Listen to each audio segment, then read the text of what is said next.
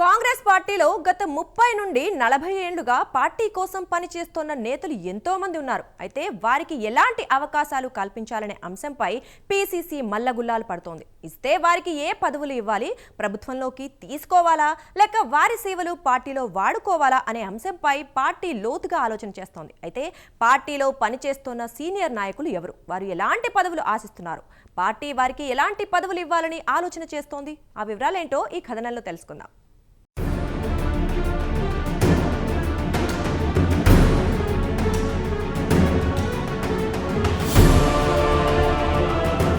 కాంగ్రెస్ ప్రభుత్వం ఏర్పడి సంవత్సరంన్నర అవుతోంది. కానీ ఇప్పటి వరకు పూర్తి స్థాయిలో కేబినెట్ విస్తరణ కానీ పీసీసీ కార్యవర్గ పదవులు పూర్తి స్థాయిలో ఇవ్వలేదు. దానితో ఎవరికి వారు తీవ్ర ప్రయత్నాలు చేస్తున్నారు. అయితే కేబినెట్ విస్తరణకు ఖాళీగా ఉన్న 6 మంత్రి పదవుల కోసం పెద్ద ఎత్తున ఎవరికి వారు లాబియింగ్ చేస్తున్నారు. దాంతో ఏఐసీసీ ఎవరికి ఇవ్వాలో తేల్చుకోలేక మంత్రివర్గ విస్తరణ పెండింగ్ లో పెట్టింది. మరోవైపు కార్పొరేషన్ చైర్మన్ల విషయంలోనూ సీనియర్ నాయకుల నుండి మొదలుకుని మంత్రుల వరకు ఎవరికి వారు వారి అనుచరులు జిల్లాలో ముఖ్య నాయకుల కోసం లాబియింగ్ చేస్తున్నారు. దాంతో కార్పొరేషన్ చైర్మన్లు సైతం పెండింగ్ లో ఉంచింది ఏఐసీసీ.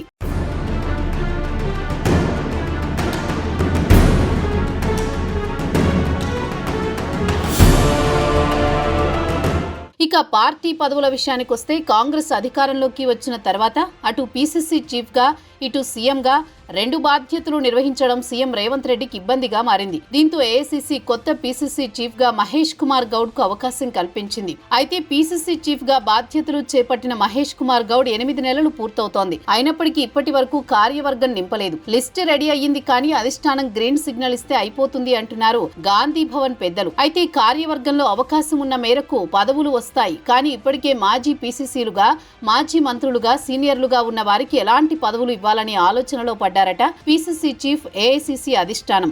అయితే పీసీసీ చీఫ్ మాత్రం సీనియర్లకు పార్టీ పదవులు ఇద్దామని అనుకుంటుంటే సీనియర్లు మాత్రం కాంగ్రెస్ అధికారంలో ఉంది కదా, 10 ఏళ్ల తర్వాత అధికారంలోకి వచ్చాము, రాజకీయ చివరంకంలో ఉన్నాము, ప్రభుత్వంలో కీలక బాధ్యతలిస్తే బాగుండని సీనియర్లు అనుకుంటున్నారట.